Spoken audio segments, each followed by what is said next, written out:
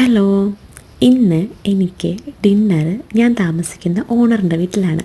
അപ്പോൾ ഞാൻ അവരോട് ചോദിച്ചു ഞാനൊന്ന് ഷൂട്ട് ചെയ്തോട്ടെ എന്ന്. അപ്പോൾ അവർ സമ്മതിച്ചു കേട്ടോ. നിങ്ങളിപ്പോൾ കാണുന്നത് പോലെ 4 ബീഫിൻ്റെ സ്റ്റീക്കാണ് ഇവരെടുത്തിരിക്കുന്നത്. അതിന് ആഡ് ചെയ്യാനായിട്ട് ഒരു മുട്ട പൊട്ടിച്ചതും അതിനുള്ളിലേക്ക് കുറച്ച് കുരുമുളകും ഉപ്പും പപ്രിക്ക പൗഡറാണ് അവർ ആഡ് ചെയ്യുന്നത്. അതായത് നമ്മൾ വീട്ടിൽ മീൻ വറക്കുന്നത് പോലെ അവർ മിക്സ് ചെയ്യണം. ഞാൻ പറഞ്ഞിരുന്നു എനിക്ക് സ്വീറ്റൊന്നും അധികം ഇഷ്ടമല്ല, ഞാൻ സ്പൈസിയുടെ ആളാണെന്ന് പറഞ്ഞതുകൊണ്ട് അവർ കുറച്ച് മുളക് പൊടിയൊക്കെ കൂടുതൽ ചേർത്തിട്ടുണ്ട്.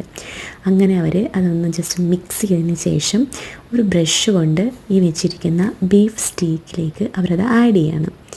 ആദ്യം അവർ ബ്രഷ് വെച്ച് ഇളക്കിയപ്പം ശരിക്കും അത് മിക്സ് ആയില്ല. എന്നിട്ട് അവർ സ്പൂൺ വെച്ചിട്ട് നന്നായിട്ടൊന്ന് ഇളക്കി കഴിഞ്ഞിട്ടാണ് അവർ ബ്രഷ് കൊണ്ട് ആ പേസ്റ്റ് ആ ബീഫ് സ്റ്റീക്കിലേക്ക് തേച്ച് കൊടുക്കുന്നത്.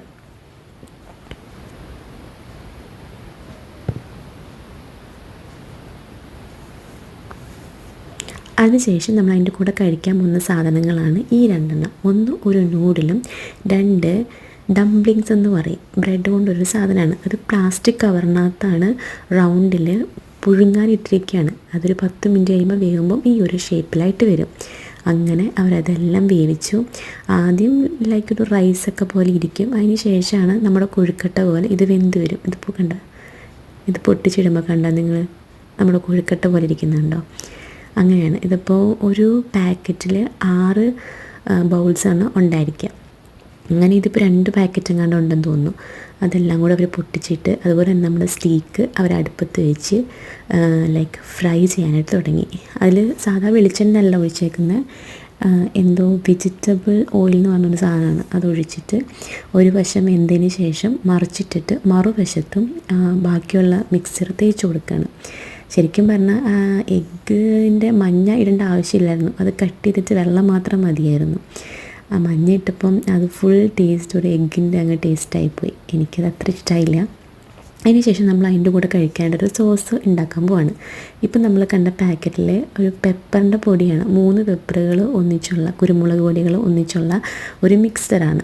ഇതവരാദ്യം പച്ചവെള്ളത്തിലേക്ക് പൊട്ടിച്ചിട്ടു. അതിന് ശേഷം നന്നായിട്ട് മിക്സ് ചെയ്ത ശേഷം അത് ഗ്യാസിൽ വെച്ചിട്ട് ചൂടാക്കുകയാണ് ചെയ്യുന്നത്. ഇപ്പോൾ നമ്മുടെ നൂഡിൽ റെഡി, ആ ബൗൾസ് റെഡി ആയിട്ടുണ്ട്, ചിക്കൻ സ്റ്റീക്ക് റെഡി ആയിട്ടുണ്ട്. ഇനി ഇതിൻ്റെ പുറത്തേക്ക് ഇപ്പം നമ്മൾ ആക്കാൻ വെച്ചിരിക്കുന്ന ആ സോസേജും കൂടെ ഒഴിച്ചു കൊടുക്കും. ഒരു ചൂടോടെ അത് ഒഴിച്ചു. എനിക്കിഷ്ടമായി കേട്ടോ, നല്ല ഫുഡായിരുന്നു, കുഴപ്പമില്ലായിരുന്നു. ആ ബീഫ് സ്റ്റീക്കിൽ എഗ്ഗിൻ്റെ ആ ഒരു പ്രശ്നം മാത്രമേ ഉണ്ടായിരുന്നുള്ളൂ. എന്നാലും അവർ സ്നേഹത്തോടെ വിളമ്പിയതാണ്. നല്ല ടേസ്റ്റ് ഉണ്ടായിരുന്നു, നല്ല ഭംഗിയുണ്ടായിരുന്നു, രുചികരമായൊരു ഫുഡ്.